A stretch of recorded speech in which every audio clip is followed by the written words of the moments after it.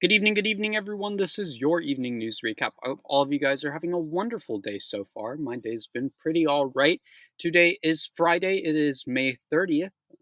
Yeah, I mean, not much going on for me. It's super hot outside and I'm sweating bricks already. So we're going to get started and try and get through this one as quick as possible for my sanity. But yeah, with that being said, we got a lot of news to cover today, so let's get started. Opening up with the Trump administration segment per usual. The first topic we have today is the Supreme Court has allowed Trump to end a protection status for more than 500,000 people living in the United States. The Supreme Court has allowed the Trump administration to revoke the temporary legal status of more than 500,000 immigrants. The court granted the request filed by DHS Secretary Christine Noem that ended the Biden era program giving people from Cuba, Haiti, Nicaragua, and Venezuela permission to temporarily work and live in the United States.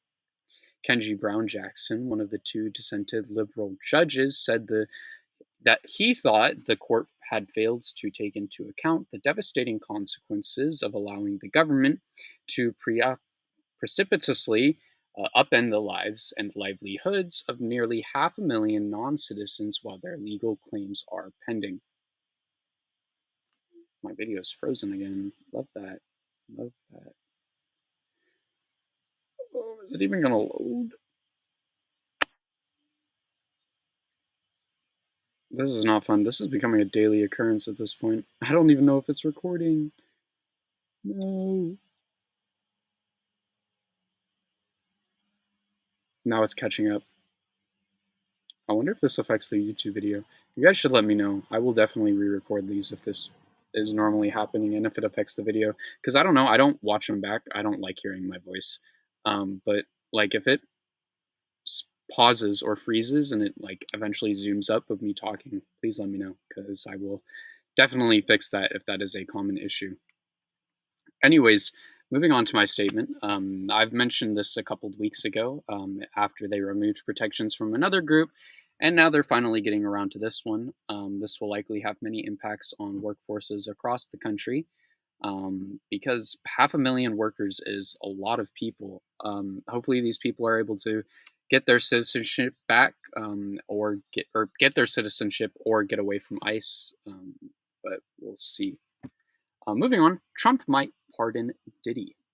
Trump announced on Friday that he was looking into a possible pardon for Sean Diddy Combs, the music producer who is currently on trial for sex trafficking and other crimes. This insane comment came from Trump at a news conference where Trump was asked if he was considering a pardon. Trump said, I'm struggling. It's hot. You can already tell. Nobody asked, but I know people are thinking about it. I think some people have been very close to asking.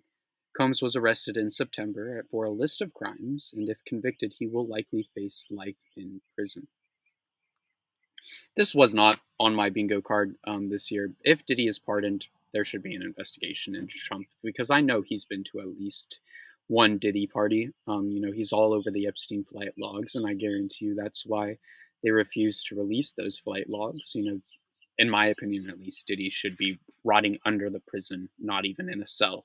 I mean, there is no way that man should ever be pardoned. Ever.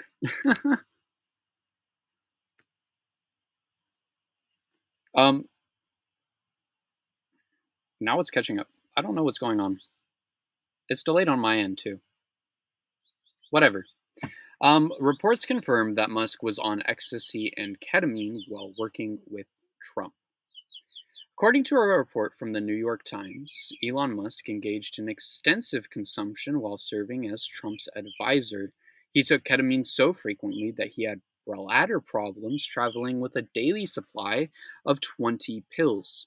Anonymous sources told New York Times Musk had regularly consumed ketamine, ecstasy, and psychedelic mushrooms in his rise to politics. His drug use reportedly intensified as he donated $27 million to the Trump campaign. Personal use of both ketamine and ecstasy is highly legal, especially for government workers. It remains unclear if Musk was sober during his time at the White House, but when asked if he took any drug tests, a spokesperson said Musk has accomplished more for the American taxpayers than most career politicians. This is not shocking. You could visibly tell that he was on drugs, and so many rich people are on illegal drugs. They aren't really even illegal for them; they're just toys for them to use however they feel at this point. I guarantee you, Trump and all of our other his rich friends are, you know, on something similar. If not the same thing. Uh, Rich people are known to be doing drugs, and I mean, so are adults. The more I grow up, the more I realize how frequently people are just doing drugs, whether they're illegal or not. Like, the amount of people who are on things like cocaine and how common that is crazy to me. But I'm not shocked by it. Moving on, Trump has announced more tariffs on aluminum and steel. In a new True Social post, Trump has announced he's moving tariffs on steel and aluminum from 25 to 50%. In his post, he said, "It's my great honor to raise the tariffs on steel and aluminum from 25 to 50%, effective Wednesday, June 4th. Our steel and aluminum industries are coming back like never before. This will be yet another big jolt of great news for our wonderful steel and aluminum workers. Make America great again." I haven't seen anyone address this, so maybe it was just missed by the news, but it was a new post when I caught it on True Social, so maybe not. Trump's True Social posts are always something, honestly, and I don't think they all hold a lot of value within the administration to say, at the very least. But, he said they'll come on Wednesday, so let's see what happens on Wednesday. Moving on, Trump says he doesn't feel sorry for a vicious Biden. Trump has continued his attacks on Biden after he was asked about Biden's cancer. Trump said to the press, "Biden's been sort of a moderate person over his lifetime. Not a smart person, but a somewhat vicious person, I will say. If you feel sorry for him, don't feel sorry, because he's vicious. What he did with his political opponent and all the people that he hurt a lot of people. Biden, I really don't feel sorry for him." Trump would refuse to elaborate on the hurt that Biden caused, but he accused Biden's Justice Department of engaging in a witch hunt against Trump. I knew he didn't care. I was shocked when he even made a statement coming out saying he felt bad about Biden, when the cancer was announced. I can't wait to see Trump's karma for this. Just let that man rest. He is old. He has been in politics for the majority of his life, and now he has cancer, yet Trump continues to trash him. It's unprofessional and anti-presidential, to say the very least.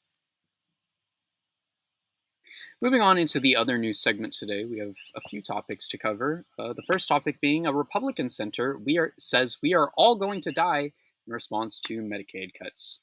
Senator Joni Ernst of Iowa was repeatedly asked about Medicaid cuts in the GOP budget bill during a town hall meeting and pushed back against an attendee who said the cuts would lead to deaths. She said, "People are not, well, we are going to die, for heaven's sakes."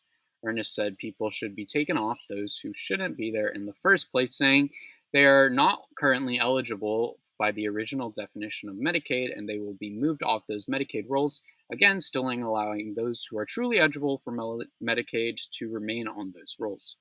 She later claimed that 1.4 million undocumented migrants are receiving Medicaid benefits, which relates to the number of people who will lose Medicaid, according to the CBO.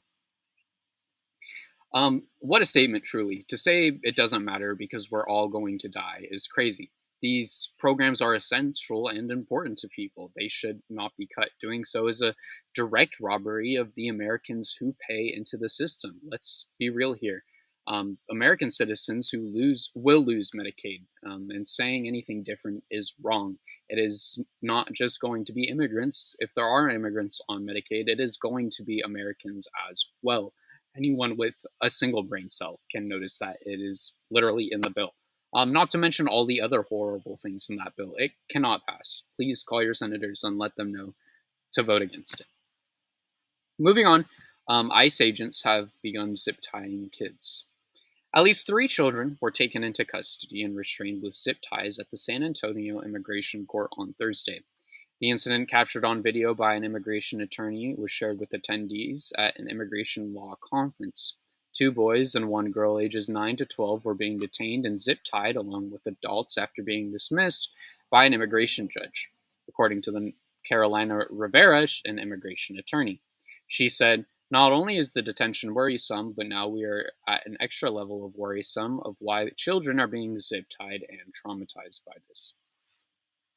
This is insane. The treatment of kids in these situations is a huge thing because kids are very easily impressionable. The way we treat these kids will likely turn them against the US government, which could be a huge problem.